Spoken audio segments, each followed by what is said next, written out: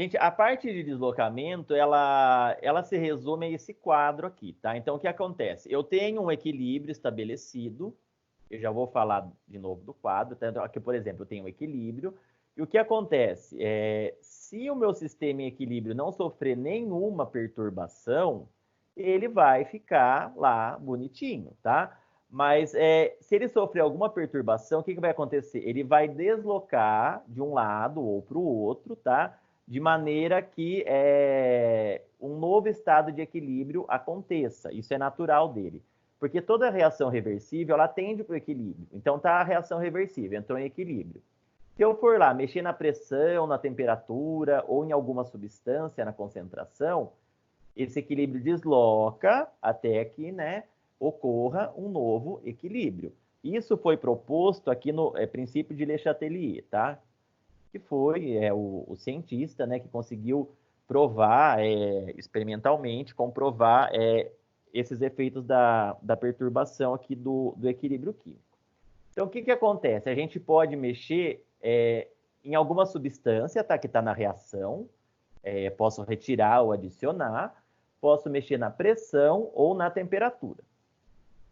Então, a parte de substância é o seguinte, se eu adicionar uma substância, ela vai deslocar para o lado oposto. Deixa eu vir aqui, ó, esse exemplo aqui, ó. Então, aqui eu tenho uma reação, tá? Então, o que vocês têm que entender? Que ela ocorre nos dois sentidos. H2S reage com O2, forma H2O e SO2. E também eu tenho o oposto. SO2 e H2O reage e forma O2 e H2S. Então, se eu aumentar a concentração aqui, por exemplo, de H2S, o que vai acontecer? Vai ter que deslocar para o sentido oposto, tá? Se aqui aumenta a concentração, eu preciso diminuir isso. E isso só diminui quando a reação ela favorece, né, aqui a formação de água e SO2. Então, é assim. Explicar muito, às vezes, confunde mais, tá? Então, adicionei uma substância, para que ela seja consumida, o equilíbrio vai para o lado oposto. E se eu retirar uma substância? Por exemplo, aqui, né? Se eu retirar o H2S, o que vai acontecer? O lado que forma H2S é esse aqui mesmo, tá? Que vai da direita para a esquerda. Então, quando eu retiro, desloca para o mesmo lado. Então, aqui, ó, eu tenho equilíbrio. Quer saber o que vai acontecer com a concentração de SO2? O SO2, ele está aqui, ó. Ele é formado quando o equilíbrio ele vai para a direita, tá? Vou escrever aqui em cima. Então, quando essa reação ela vai para a direita, forma SO2.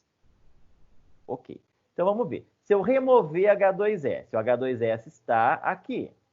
Se eu remover H2S, vai ter que repor esse H2S. Então, a reação ela vem para o mesmo sentido, tá? Da retirada. Então, ela vai para a esquerda. Se ela vai para a esquerda, tem SO2 na esquerda? Não, né? Então, a concentração de SO2 diminui, tá? Porque SO2 só vai ser formado quando eu tenho na direita. Então, remoção de H2S. Vou escrever aqui, ó. O equilíbrio, ele desloca para esquerda. Por quê, gente? Se eu tirei da esquerda, desloca para a esquerda. A concentração de SO2 diminui. Eu vou escrever diminui aqui. Eu ia colocar um sinal, mas eu acho que é pior. Tá. Tudo bem. Eu vou aqui para um outro efeito. A parte agora de temperatura. Se pedir a alteração de temperatura, tá? Ela vai ter que informar isso daqui, ó, ΔH. O que vocês têm que observar aqui? O ΔH, ele envolve o calor da reação, tá? Se eu tenho ΔH, com sinal negativo, significa que a minha reação, ela aqui, ó, colocar, quando o ΔH, ele for menor que zero, que a minha reação, ela é exotérmica, tá? E quando o meu ΔH ele é maior do que zero, ou quando aparece aqui um sinal positivo, ela é endotérmica. Toda reação química que ocorre, ela tem variação de calor, tá? Térmica de energia térmica, de calor. Então, como a gente calcula esse ΔH aqui, vocês não precisam se preocupar. o que vocês têm que entender? A variação do equilíbrio em função da temperatura. Então, aqui, ó, eu tenho uma reação, o ΔH é negativo.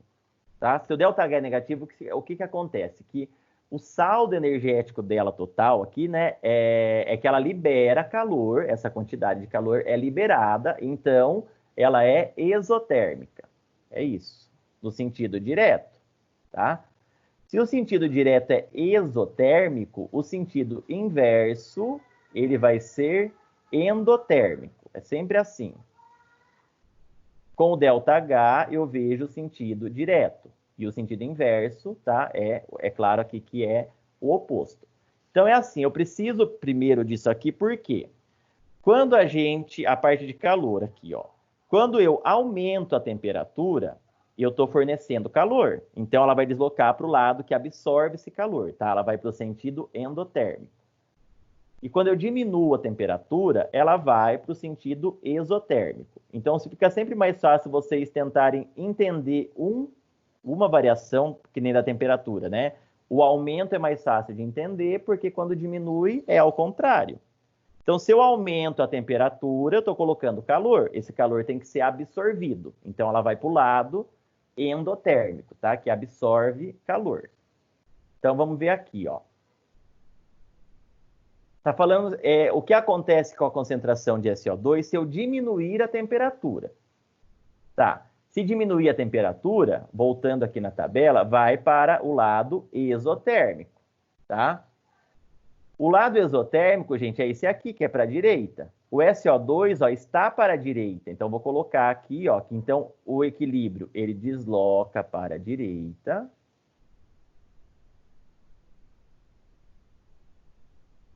Então, a concentração de SO2 aumenta, porque na direita eu tenho SO2. Bom, agora a parte de pressão.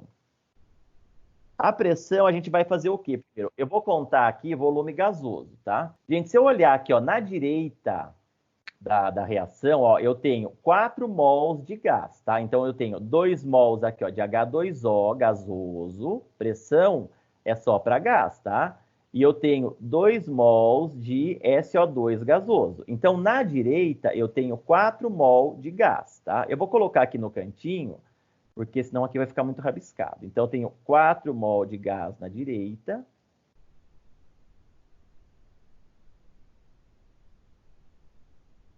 E na esquerda, aqui é gás, eu conto 3, e aqui é gás, eu conto 2. Eu tenho 5 mol de gás, tá? O número da frente indica o número de mol, né? E eu vou ver se é volume gasoso para somar.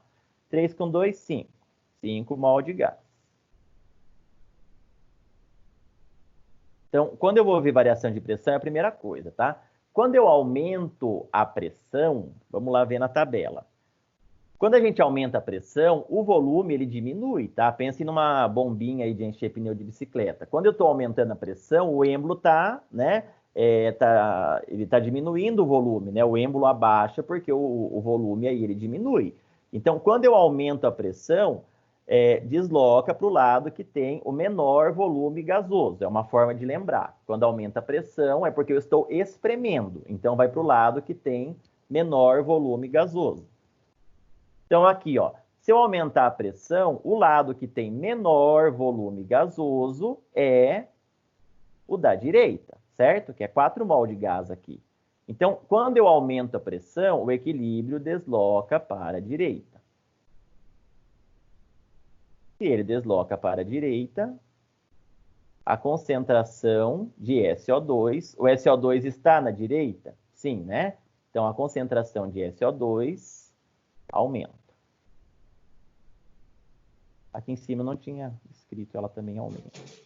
E o catalisador, gente, às vezes aparece... O catalisador, na aula de velocidade foi falado, ele só deixa a reação mais rápida, tá? Só que ele não desloca o equilíbrio químico, porque ela vai ficar mais rápida nos dois sentidos. Então, toda vez que falar de catalisador, é só mesmo para que o aluno lembre que aqui, ó, o catalisador não desloca o equilíbrio químico. Então, quando eu coloco um catalisador, o equilíbrio ele é atingido mais rapidamente, mas ele não desloca, tá? Então, aqui se eu adicionar um catalisador, né, não desloca o equilíbrio. Então, a concentração de SO2 aqui, que é da pergunta, é constante, tá?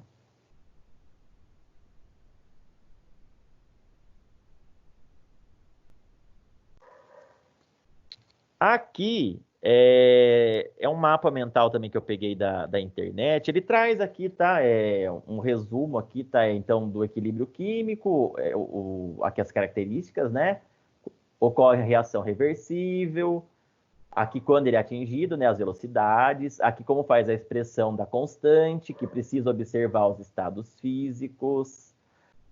Aqui ele traz a parte do deslocamento. Ó, a temperatura, quando aumenta para o sentido endotérmico, diminui aqui o contrário. Né? A pressão também, ó, apenas para gases, quando aumenta vai para o lado de menor volume gasoso. Então, na hora de estudar, eu sei que é difícil explicar o deslocamento, mas só de vocês lembrarem esse aqui, tá? Ou entender um, pelo menos o outro é o contrário. A concentração, tá? Aqui essa parte de tipos de equilíbrio químico aqui, gente, tá aqui, mas não vem muito ao caso, tá? O homogêneo é quando é só de gases, por exemplo. O heterogêneo é quando tem estado físico diferente. E Kp, quem for estudar aí alguma coisa além, alguma outra aula, vai achar isso aqui, tá? O Kp também é uma constante, mas só vai entrar gás, tá? Não foi falado na aula, porque aqui a gente está falando de Kc, que é para concentração em mol por litro. Só o sólido que não participa. Esse Kp aqui, quando é só para sistemas gasosos, tá? Ele é pouco usado atualmente, aí não é o foco. E aqui eu coloquei mais um exemplo durante a edição para a gente aprofundar um pouquinho mais aí a parte de deslocamento, tá? Para ficar mais claro, na verdade. Então aqui eu tenho uma reação que está em equilíbrio químico, deu o valor de ΔH, a gente já vai ver, tá? Quer saber aqui as afirmativas, né? Quais estão corretas? A1. Se aumentarmos a temperatura do sistema, a concentração de OF2 aumentará. Falou de temperatura, tem que informar o ΔH, tá? Ou alguma maneira de a gente chegar nele.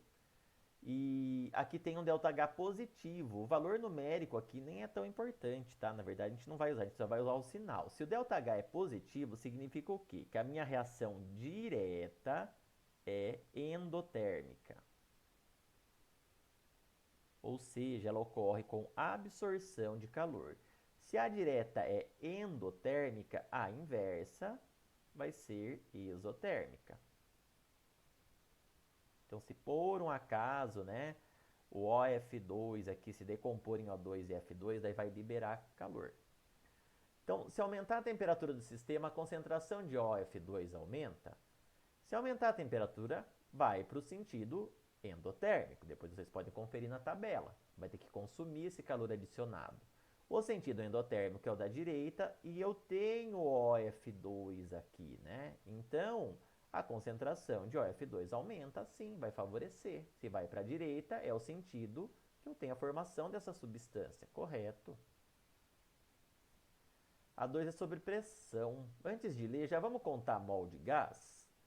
Ó, aqui é gás, aqui é gás, aqui é gás também. Então, vou poder contar mol de tudo aqui, tá? Então, eu tenho no reagente da direta aqui, né, à esquerda, 2 mol de F2 gasoso, 1 mol de O2 gasoso, que isso aqui vai me dar 3 mol de gás. Então, eu sei que aqui eu tenho 3 mol de gás. Aqui à direita, eu tenho 2 mol de gás. É só o coeficiente, tá, gente? Aqui vai indicar a quantidade de mol. Se aumentar a pressão, lembra, vai diminuir o volume, né? A gente vai fazer uma analogia lá que eu tinha falado com a bombinha de encher pneu de bicicleta, né? Se eu estou aumentando a pressão, está comprimindo, está diminuindo o volume, então vai para o lado que tem menor volume gasoso, que é a direita, tá? Então também vai favorecer, porque eu tenho OF2 aqui na direita, vai aumentar a concentração, tá correto? Se eu diminuir a concentração de O2, agora é sobre adição e retirada de substância, né? O equilíbrio favorecerá a formação de OF2.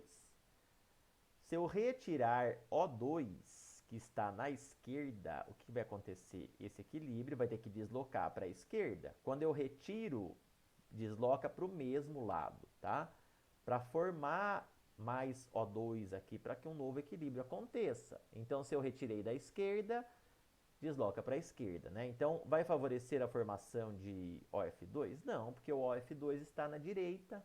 Então, essa está errada. A 4 é sobre catalisador. Se adicionar catalisador, a concentração de OF2 aumenta? Não. O catalisador ele não desloca o equilíbrio, tá? Só faz com que ele seja aí atingido mais rapidamente. Então, estão corretas a 1 e 2. Agora, gente, é praticar. Alternativa B.